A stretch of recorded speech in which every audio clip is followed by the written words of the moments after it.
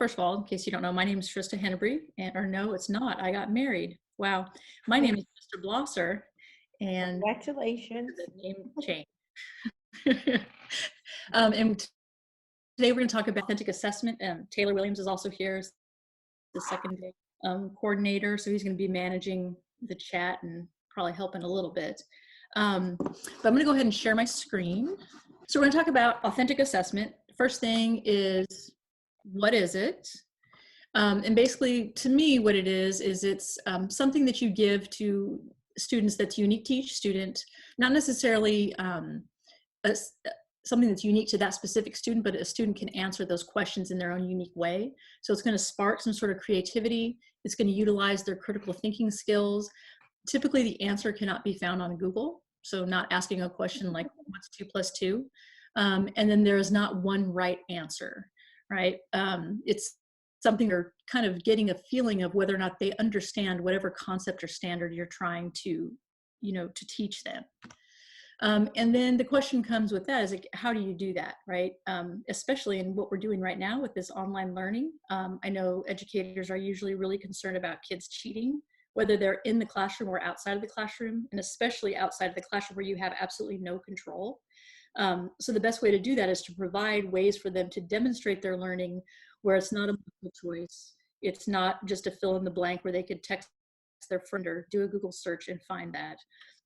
So the ways that I have to do that would be to have open-ended questions, compare and contrast, something that, like a creation, a what if scenario. So like if you're teaching history, you can say, what if, Abraham Lincoln wouldn't have been assassinated? How would that have changed? What happened? So then they have to dig deep and think about what they know and how something could change, future events. The other one would be a discussion. And then the last one is a choice board, just basically giving students the choice of how to demonstrate their learning. It kind of doesn't limit all students to doing, let's just do Google Slide. Let's just do, one thing. Giving them that choice kind of alleviates them from combating what you're doing. So basically what I was going to do today is just kind of give you guys some tools or show you some tools. There's so many. I've only picked about 5 or 6.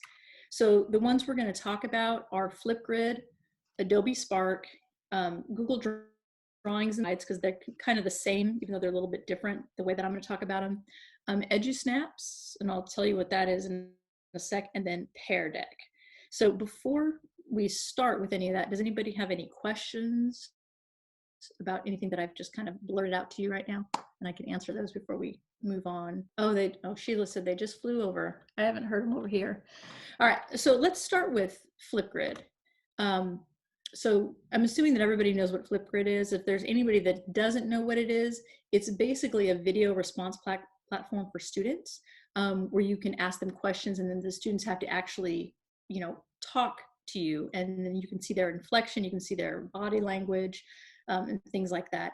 There's a lot of stuff that you can do with it. I'm just going to show you real quick, in case you don't know some of the things.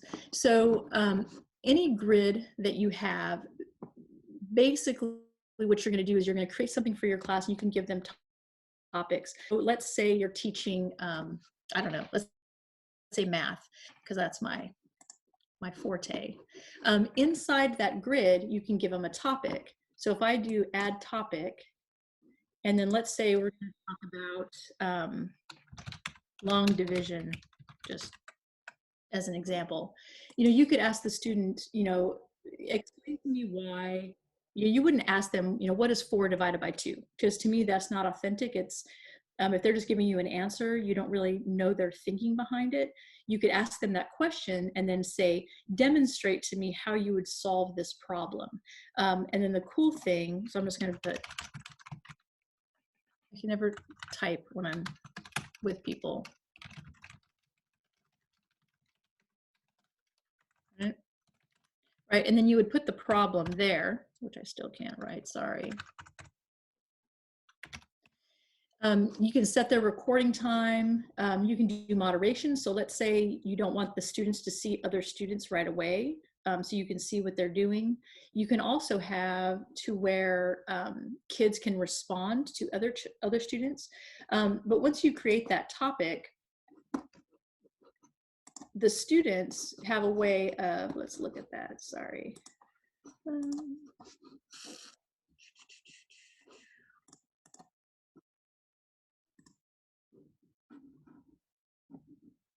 So I'm going to view it as a student. So as a student, right, they come to that topic, and then when they push this button, it brings up a camera on their phone. And on Flipgrid now, they have options where the kids can have a whiteboard, so they can actually demonstrate on a whiteboard how to do math. They can upload a video. They can just do a basic like talk to you and tell you what to do. So to me, Flipgrid is a great one because it brings all the videos together. As they respond, you'll have all of your responses show up here. And then that way you can kind of go through and get an idea of, you know, this student understands long division, this one doesn't. You can attach rubrics to it to give them specific feedback.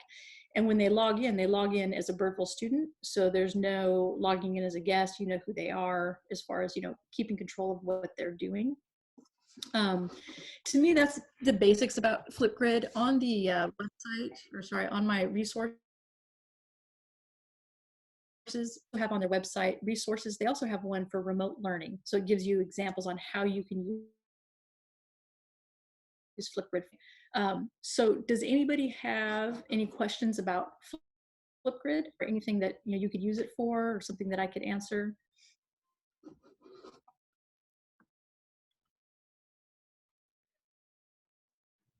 Good. All right. All right, so let's go to the next one. This one is my favorite, is Adobe Spark. So Adobe Spark has 3 platforms. It has a page, it's got video, and it has post.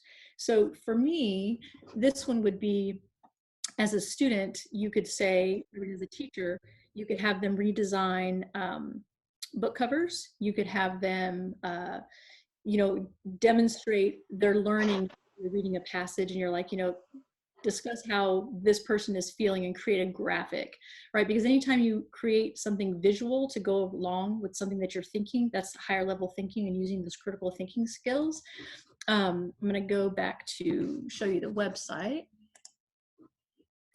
So you just do a Google search for Adobe Spark. And then you're going to make sure that you sign in with the educator. But it already did it for me. So there's a thing that says to use Adobe for Education. That makes it so all the kids of all levels can use it. There's no age limit. So the 3 things that we have are a flyer, web page, video. I'm going to do flyer just to kind of show you.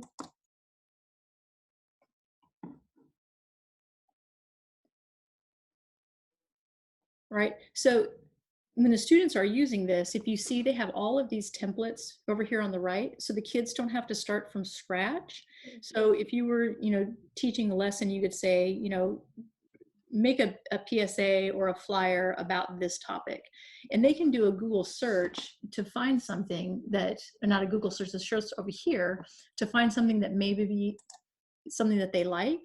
So I could click this with my dog and hit create. And then I can modify it to fit whatever it is that I want to demonstrate to you. So to me, it just gives those kids that ability to make something that looks nice, and they're not worried about the design. So they're focused on the content before they worrying about how something looks. Because, you know, a lot of kids struggle with design and making things look pretty. So they can modify it. You just click on it, and I can say, oops, change it to whatever I want, and it just changes it here. You can go through and modify it. You can add the picture. So it's very, very user-friendly for the students. Once they're finished, which is actually kind of cool, is they can download the design, or they can hit share, and then when they hit publish, they can send you a link. So if you're doing something on Canvas or Google Classroom, and that assignment is, create something in in Adobe Spark, they're able to just share that link with you, and then you're able to see it. You can't edit it or anything like that, but you can see what they've done and then have access to it. You can also, you can invite someone to work as a collaborator with you as well. So the students can work on something together, which is nice. The other one to show you is the video.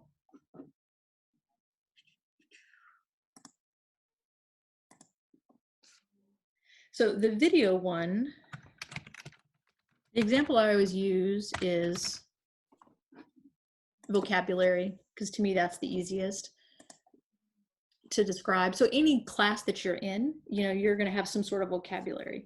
So Adobe Spark video is basically like a PowerPoint or a Google slide kind of on steroids. So when it pulls up, all you're doing is you're creating this slide presentation that turns it into a video. So when they get on here, they have options to pick what they want to do, right, as far as the template goes. But what you could have them do is you could have them put in a photo of their word. So let's say you wanted to do, I don't know, let's do virus. Right, so they click it and it shows up right there. So there's a picture to represent that word. And then when they click this plus sign, they can just add text.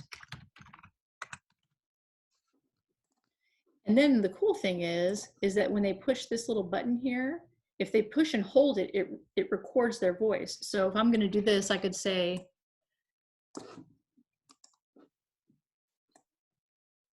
right now, this virus is making us all stay inside, and I do not like it. Right? So I've recorded my voice over that. So when I hit play, right now, this virus is making us all stay inside, and I do not like it. All right. I mean, that's really, really basic. But so you could have a student create a visual and then the word, and then talk about that word, like use it in a sentence, use an antonym or a synonym or something like that. And then they create another one and then do the same thing. So I'm just going to do it real quick to show you.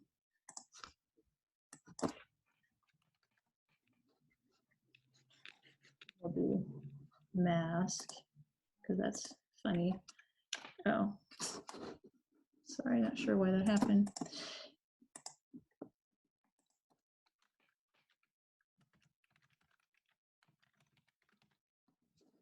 All right, and then same thing, they would come over here and record.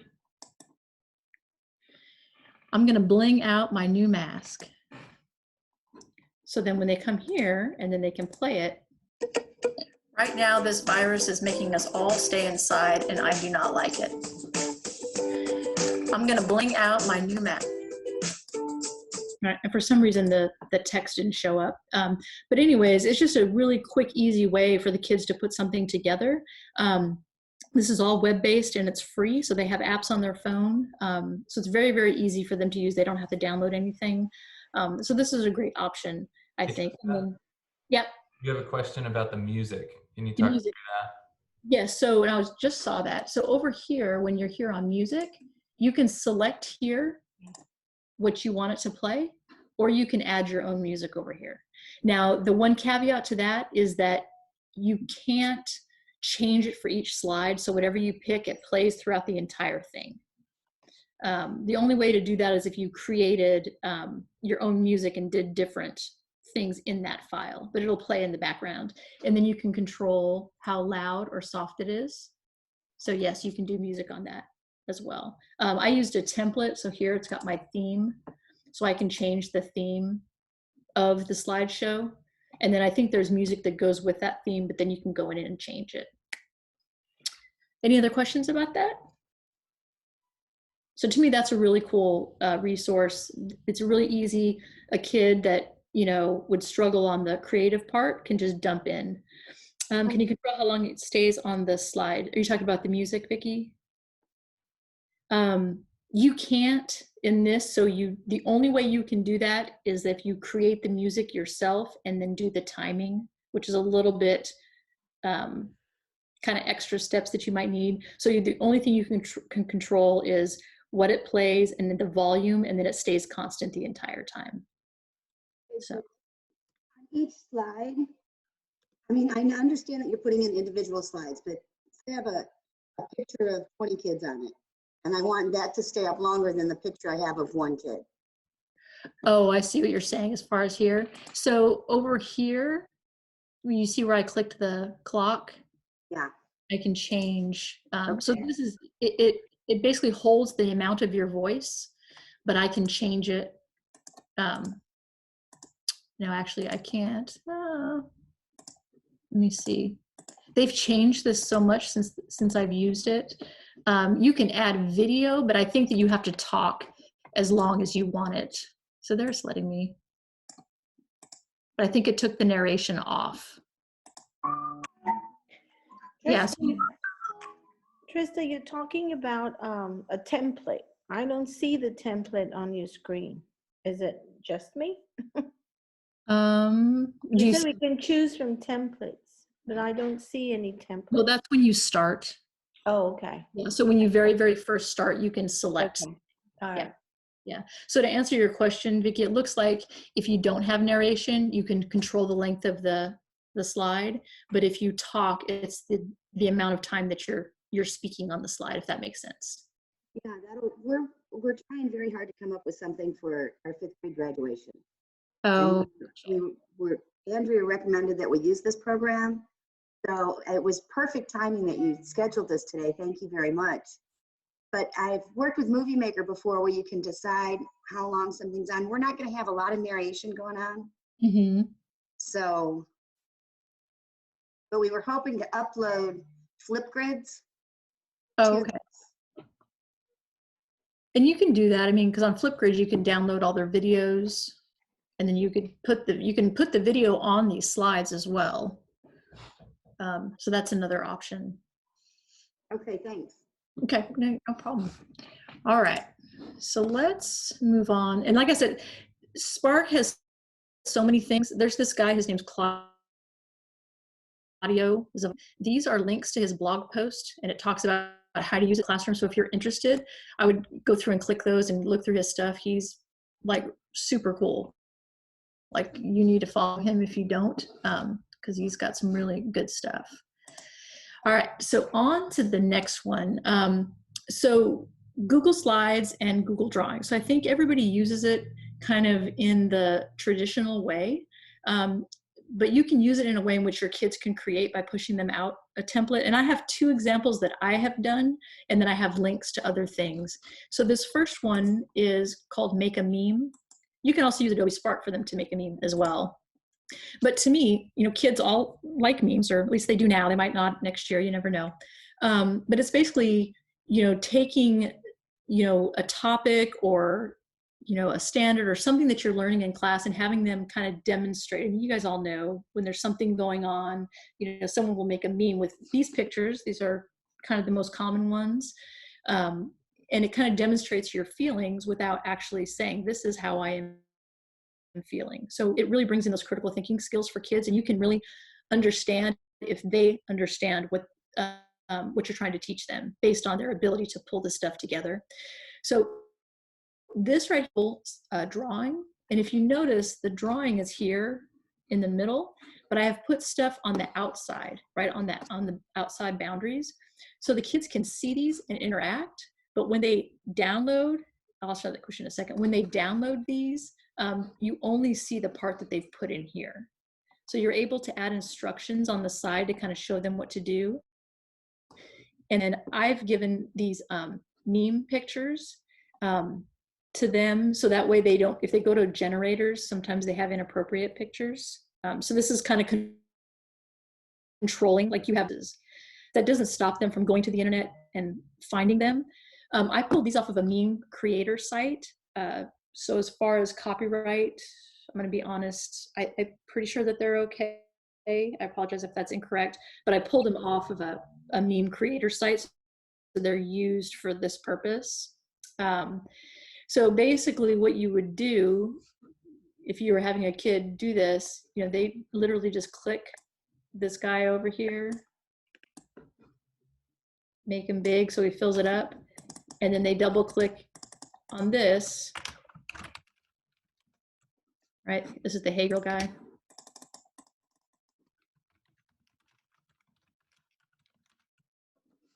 Right, so whatever it is that you're trying to get them to do, so they can create this, and then when they're finished, they can either share it with you or they can download a copy for you to see. So again, it's just another way to give them that creative outlet.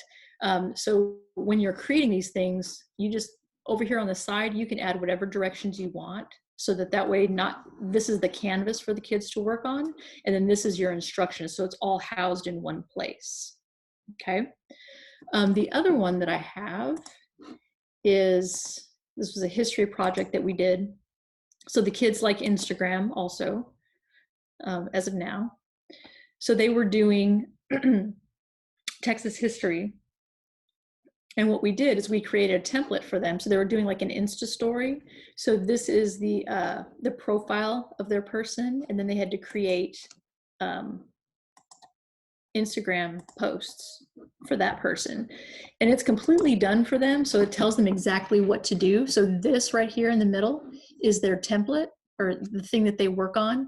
And then right here, we've got directions on how to do it, right? So all they have to do is click on this guy and hit replace, and then find a picture. So this was obviously George Washington, but if you're doing, literary stuff, if you're doing, any kind of history, you can give them somebody.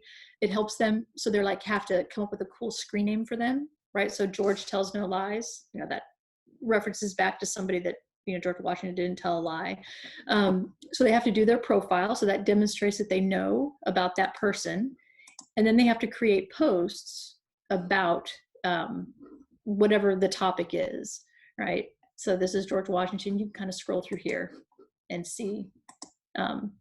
So like I said, it kind of gives them all of their directions on one page, gives them an opportunity to share instead of saying, hey, write a sentence or a paragraph on what they're doing. All right, how do you add the bubbles for instruction? So that is really simple. I'll show you here on the side. So here's my canvas. If I go over here to the shapes and I click and I do call out, I can do that, and then it creates the little button, and I can move this around, oops, change that around if I want. And then when you click in that, it just starts typing.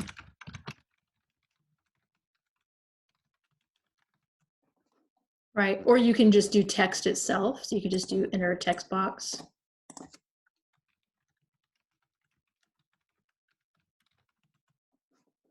Right, and you can also add images on the side like I have over here. So these are images that I just screenshots of and put them in there.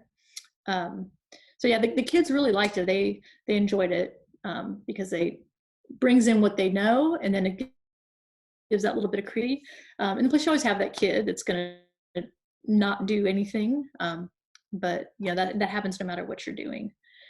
And then in the thing, when you guys click these, it'll ask you to make a copy. So then you have a copy for yourself that you can use or modify for your own classes or share out. All right, any other questions on that? Oh, thanks, Andrea. Can always count on you to jump in for me. Yeah, she's basically saying that you can go in and flip this. You can rotate it and flip it, and it'll change direction for you. So, all right, let's see, what's my next one I got here? Okay, so this one is called Edge Snaps. Has anybody ever heard of that before? Or book snaps? Okay, so a book snap is how this originated. So basically what it is I'm gonna just take you to this presentation that I made. So basically what it is, it started out as something called Book Snap that was kind of created by this woman called Tara Martin. That link is in there too. And basically it started with books, right? So if you're reading something, and you may have seen this on Twitter that people do. So if I'm reading a book or some sort of article, I snap a picture of that content, right? So here she used just her camera and her phone and took a picture of whatever she was reading, and then you can add stuff to that to demonstrate maybe how you're feeling about something that you read, to talk about in this one they're talking about the climax of what's going on. She originally was using Snapchat because Snapchat has all of those things built in that you can do on the phone itself.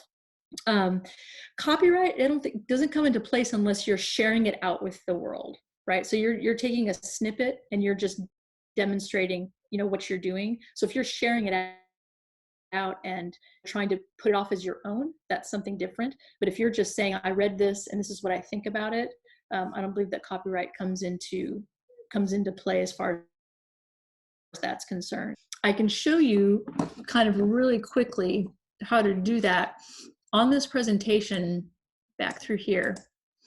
It has links. You can use all of these platforms to do it. But let's just say I'm reading, let's find something really quickly. Sorry.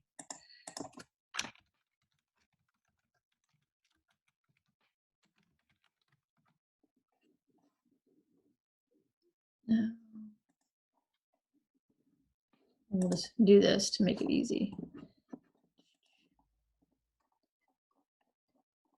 All right, so if I was reading To Kill a Mockingbird and I wanted to do an edge-a-snap, you would tell the kids, you know, read chapter 1 and, you know, show to me where, you know, character development happens or whatever your question would be.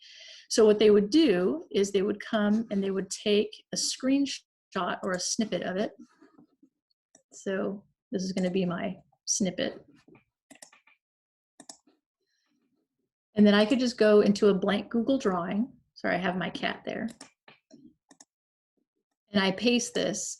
And then on top of that, I could be like, okay, so I'm going to put in highlighting right here. If I can find it. So I'm kind of doing this on the fly. It's not working real well for me. Apologize for that. Here we go. All right, so I'm going to highlight. Oh my goodness, I apologize. No, it's not working for me. There we go. So I want to highlight something. Let's just say, for an example, so I could put the highlight over there. I could obviously do a better color for you guys. Sorry about that. Right, and then I could insert like an image. I have a cat on here, so things never work while I'm trying to do this.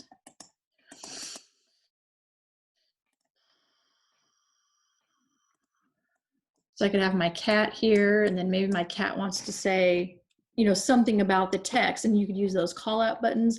So basically what it is a way for students to annotate, but in a digital form.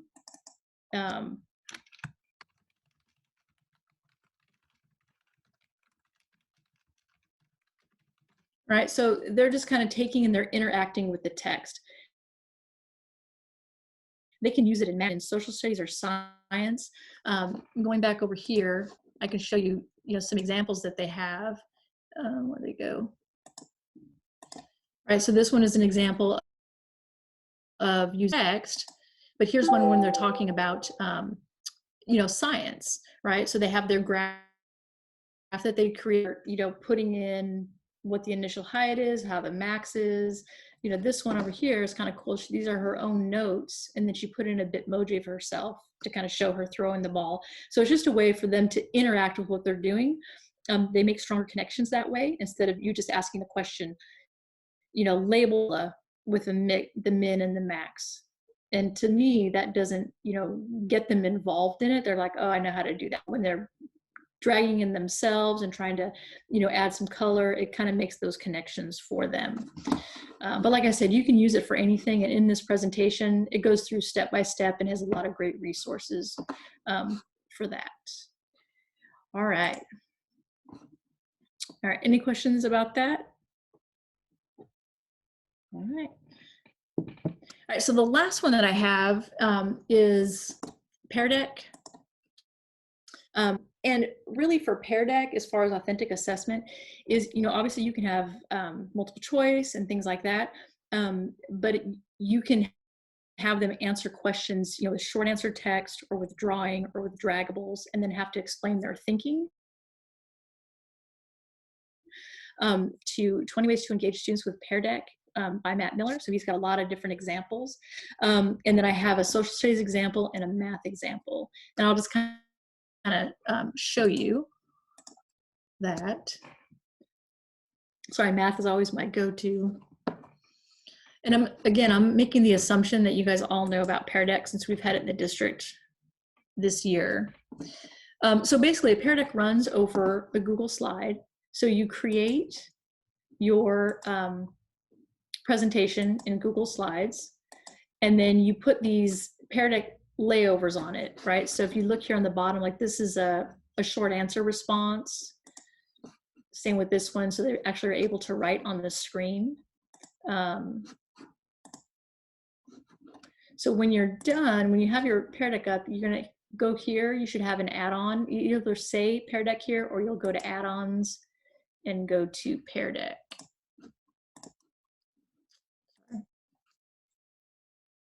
And what this does is basically the kids are marking this up themselves. You have the option to do instructor-led, which means if you're sitting in a class with all of your students, I'm controlling what they see, right?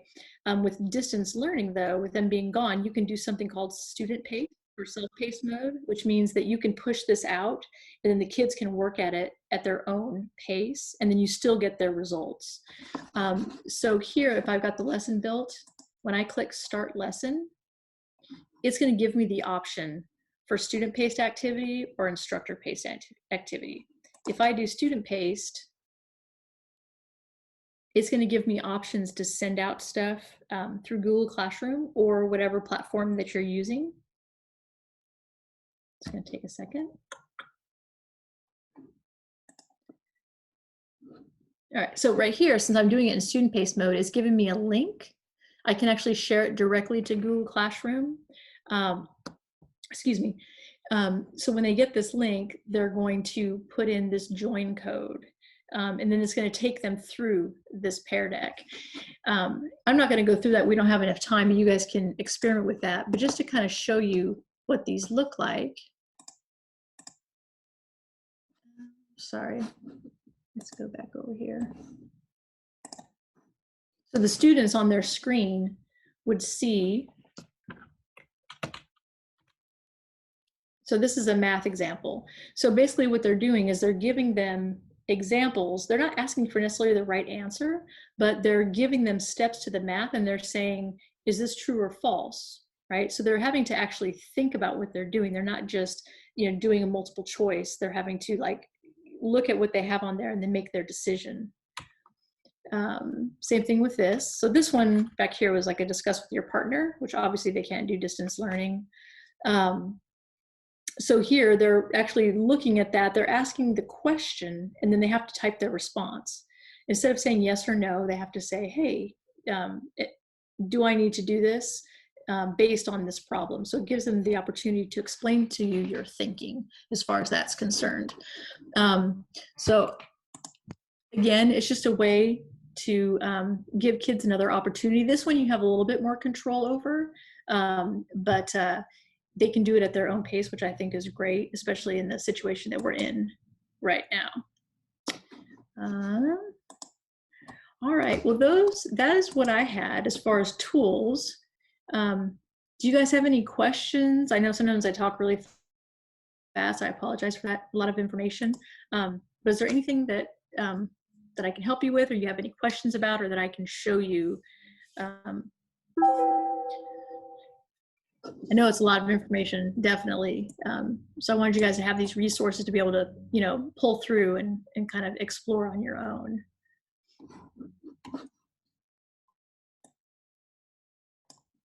Trista, I have a question.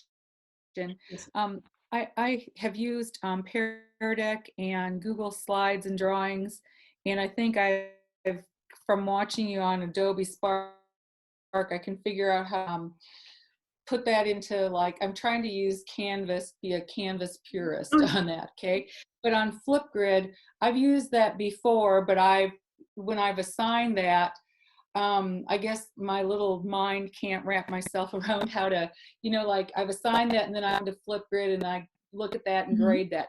How can I put that assignment in Canvas so when I open it back up, that grid comes up so I can grade it with the speed grader thing? All right, so I will say I'm not an expert on this, so I don't have all of the answers, but if you're in a class, we actually do have Flipgrid. I'm going to go to settings. I'll pull it up over here. So what you can do is inside Canvas, you can actually.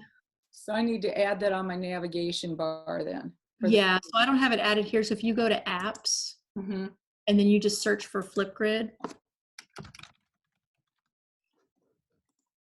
And then what you're going to have to do, so you would go, so if I add this app, it's going to ask me for this consumer key and shared secret. If you go to Flipgrid, there's a button that says integrations. I think it's under here. Yeah, so under your name, it says integrations here. And then it gives you that information.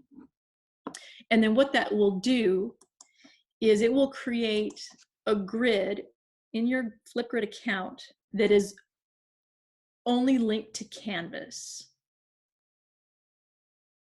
right? So show up here on the side, and I've never used it with a class, so this is the part that I'm not an expert in.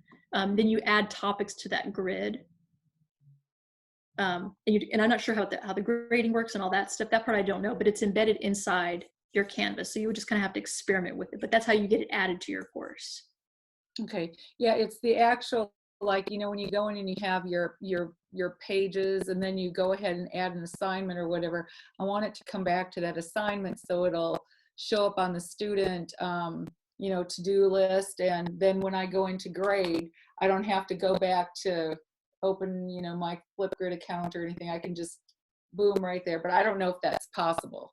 Well, I think what will happen is that when you do an assignment, so if I'm here, let's see, you can add, sorry, on your assignments, I think you can do that external tool, and I think Flipgrid will show up, I think. So if I'm doing this, editing, it's not going to show up on here because I haven't done it, but when you're here, submission type, and you do external tool. Oh, okay. That's my question right there. Yeah, Flipgrid should show up once you have it added, I believe. You'll have to kind of double check on that, but I think that it'll show up there and it'll add it as the assignment. Okay, that helps me a lot, and at least I can be dangerous now. Yes. No. Right. So anybody else have any questions I can answer while we're here? We got about 6 more minutes. But I hope that was useful for you guys. I know it's a lot of information and kind of give you a place to start. And Trista, I'm assuming that for the last assessment, I don't know where everybody else is from as far as grade levels go, like middle or elementary school, but for high school or secondary, we can use these tools for that final assessment if we're not in a core content area where they're in that final assessment. We could go ahead and use something like this that would be for the COVID learning. We could use one of these tools. I believe so, Taylor, because they're allowed to do like PBL and stuff, right? I think that's what I'd heard. I don't know if Taylor's listening to me. Sorry, what was that? She was asking that if they're not in a core content where they're getting finals and stuff created for them, they're allowed to do something like this where the kids are just demonstrating their learning. I think so. Yeah. Yeah.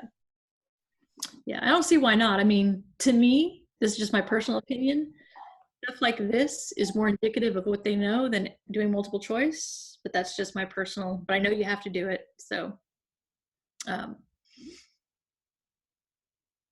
yeah, no, definitely. And if you need help or whatever, definitely reach out. Any one of us could help you. All right. So I missed the Blue Angels, so I didn't even hear them. All right. So I guess if we don't have any more questions, then I'll let you guys be dismissed a little early. Thank you for joining us for this innovative learning bite. Remember, if you want to connect with us, you can reach out over social media, Facebook and Twitter, or if you're a Birdville employee, please remember to join the Innovative Learning Bites Kitchen on Canvas. Thanks so much, and we'll see you next time.